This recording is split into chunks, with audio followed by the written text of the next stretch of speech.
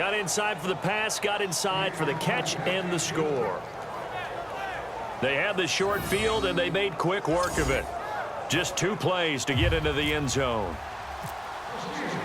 Set now to kick this one away, and off it goes.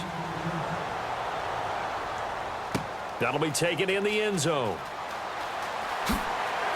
And he'll wind up about 4 yards shy of where he would have been if he had taken a knee, as they'll start at the 21-yard line. And here comes the Steelers defense making their way onto the field. And they forced that fumble the last time, and when it happens on a previous drive, you kind of get thirsty for it to happen again. No doubt about it, because the person who created the turnover or the takeaway, he's getting the gold star. He's going to be the one we look at in film session and go, way to go. Everybody wants that praise from the coach. That means the next time out, you want it to be you. Do they still hand out gold stars? You know, amazingly enough, it's the simple things in life that motivate these guys. A sticker, just a little gold sticker. A little helmet sticker in college. Yeah, put it on your fridge. Put a little gold sticker on their scouting sheet. Things like that. They love that stuff. Makes them feel good. It's a loss of a yard there, and now second down. Now, that result is no surprise. This team is bringing back memories of what? The 85 Bears, the 2000 Ravens. Those teams were so great against the run, they made you abandon any plans of doing that when you played against them.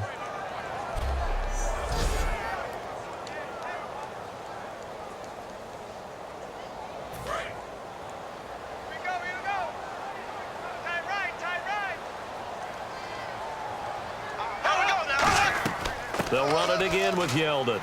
Gets this to the 24 for a gain of 4. Bud Dupree, a former first-round pick, in on the stop.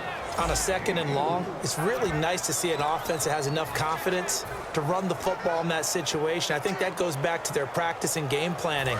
They've seen things that they've seen on tape and in previous games that led them to believe that even in a long-distance situation, they can still run the football and gain enough yardage to put themselves in a good spot on 3rd down. And he couldn't hang on to it through the contact. Incomplete.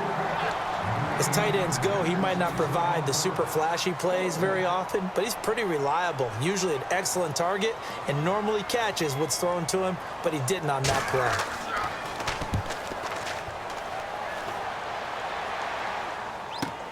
Taken in at the 22. A big kick that time, 52 yards. And the Steelers will go on offense here, 1st and 10.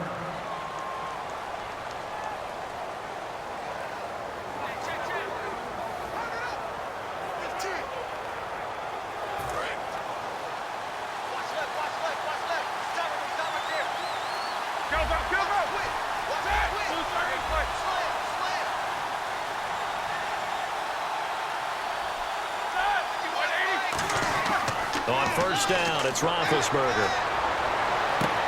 Now a clash of bodies here, and it's intercepted. Picked off by Tashawn Gibson. And they take possession of the football and have it at the 36-yard line. The Jaguars getting set to go. And still no points on the scoreboard. You're coming off of the 3 and out. They're just looking for anything to grab onto right now, aren't they? I'm wondering if someone's going to take charge in the huddle.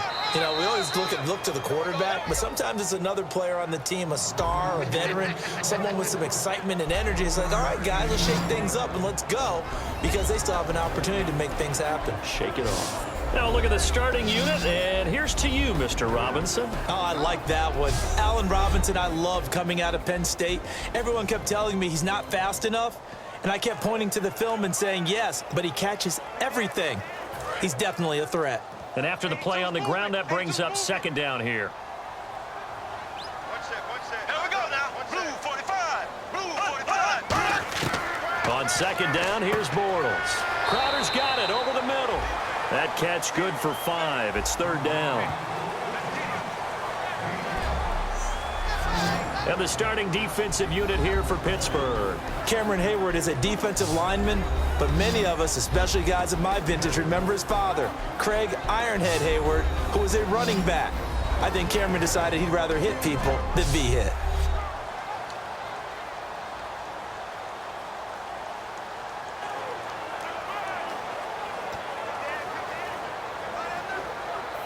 They had great starting position to begin the drive, but now they look up at a 3rd and 5. It's a 5-receiver set, 3 to the left, 2 to the right. From the gun on 3rd down, Bortles. This one caught by Crowder.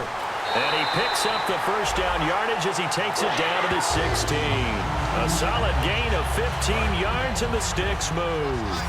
Never make the mistake that the slot receivers, especially the little guys like we're watching here, are just quicker than fast. A lot of them combine quickness and speed, and they catch a lot of footballs, as we just saw there. On the catch, it's Crowder. Give him a couple on the catch. It's 2nd and 8.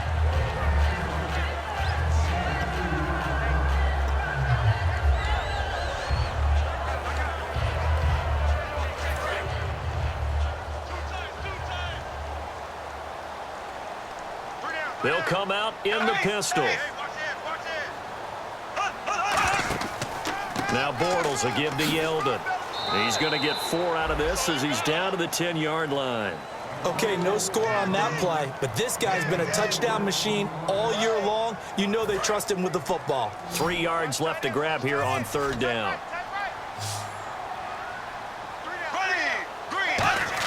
Bortles going to try and throw on 3rd down. That's caught. It's Thomas. And here he'll get it down to the 7. So we played 1 quarter here on a Monday night. Alongside the former defensive back Charles Davis, I'm Brandon Gaudin. It's Jaguar football as we begin quarter number 2. And we'll see what the decision is here as they've got a 4th and 1 coming up. And Frank's kick is good.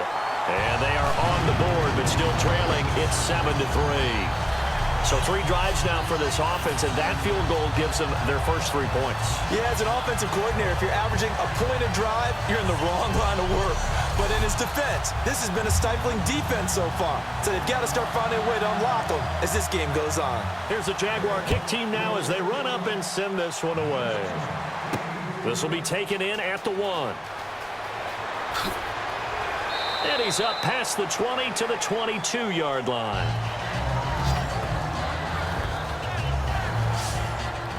Now the Steelers offense gets ready to get back onto the field. And last time wasn't pretty. 1 play and an interception. We'll see if they can do better. I want to see if they want to go ahead and throw the ball again now on this drive after what happened on the last one. Throw it on the first play. Give the quarterback some confidence. See what happens. And this is going to be caught. He won the fight for the football. 13 yards there on the pickup, and it's good enough for a Pittsburgh first down. One of the selling points of the in route is it gives the quarterback a really nice sight line to his receiver and almost on a direct shot able to throw the ball into the middle of the field and have a great chance of success as they did on that play. They'll come out in the pistol. Now a play fake here on first down. He's going to fire one deep, middle of the field.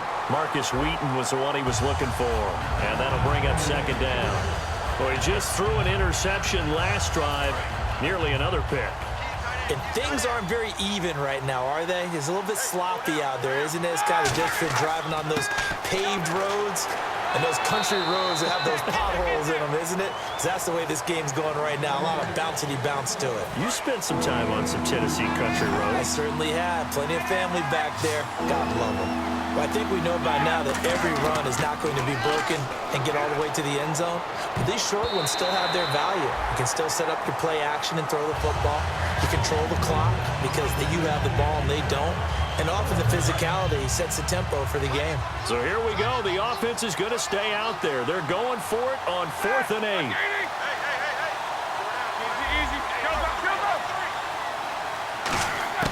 Here we go on 4th down with Roethlisberger. He's got time. And they hit him as he throws as this one's going to go straight down to the turf. Incomplete. So shall we say a bold decision to go for it, and that bold decision does not pay off. And when you talk about bold, you're saying all caps? All caps. Yeah, without a doubt. Maybe they're telling their defense they have a lot of faith in them. I mean, that's how you have to spin it, is that you tell your defense, you know something? We were able to go for it there because you guys are so good. I'm not worried about things. That's the only explanation I can come up with in this situation. Well, he better get ready to spin it for that post-game presser because you know he's going to be out. He's going to have to spin it for his own locker room, frankly. Unable to connect on the first down pass play. Now it's 2nd down. We got 3, fellas. We got 3. Bortles going to give to Yeldon. Nothing doing. Barely able to muster a yard to hit the 35. The linebacker Ryan Shazier there to make the tackle. But you know that old expression, it's not my night? It hasn't been his so far. I don't know if the legs are a little bit heavy. Sometimes having to hang out all day and play doesn't exactly play to your advantage, but it's been a tough go for him. And every time he looks up, somebody's there defensively. That was the same case on that play. Throwing his Bortles on third down. And this is going to be incomplete. He was looking to get it to Allen Hurns that time. And that brings up fourth down. And for the second time tonight, this field goal unit comes out here. It'll be spotted on the right hash. A 52-yard attempt. And Frank's kick is good. And they'll get it back within a point at 7-6. A little bit of a lower trajectory there on the deep kick, and it worked. Had to do it because he had to drive it out low because of the length of the kick. Able to do that, got it above the defense, and over the post. And he'll take this up past the 20 and down at the 22-yard line. And the Steelers set to take the field. And on that last drive, went for it on fourth, turned it over. Good job by their defense, though. They held them to 3, but this offense, they've got to be a little bit better, a little bit more careful here.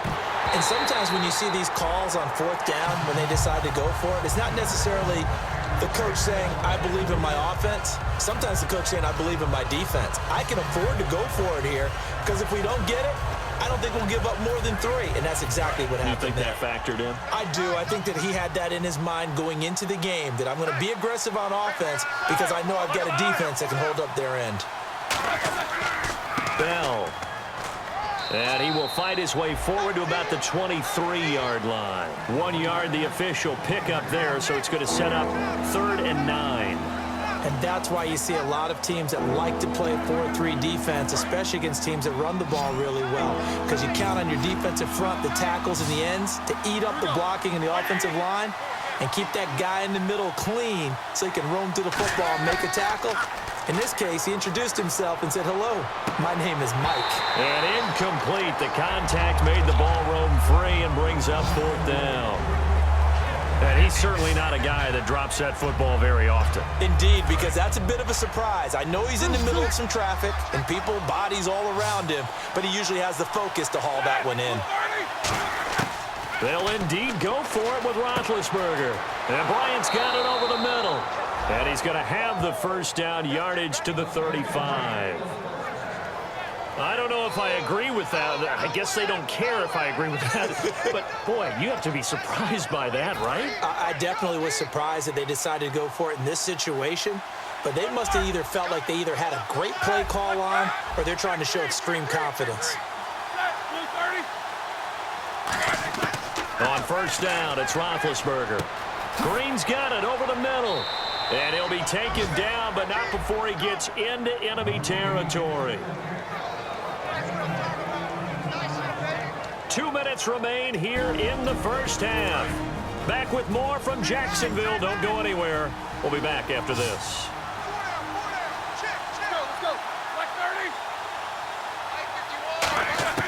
Throwing now, Roethlisberger on first down. Complete to Bryant. And he gets this one all the way down inside the 20-yard line. There will always be a place for methodically marching the ball downfield. But when you can pick it up in big chunks and strike like that, have explosive plays, that's often the difference in winning and losing. Those types of plays that can knock a defense off balance, that'll drive a team towards a victory. A screen to Bell. And he's in. Touchdown, Steelers. Le'Veon Bell hitting double digits with his 10th touchdown of the season. And the Steelers find a way to stretch their lead. There are several elements to a well-executed screen pass. This one resulted in a touchdown. It had all of those elements. Yeah, you're so right, because you really need the rush to almost get to the quarterback, almost get to the passer. Then you've got to get the ball thrown perfectly, whether it's to the running back, the wide receiver, whoever the screen guy is. And, of course, the blocking has to form in front to get him downfield.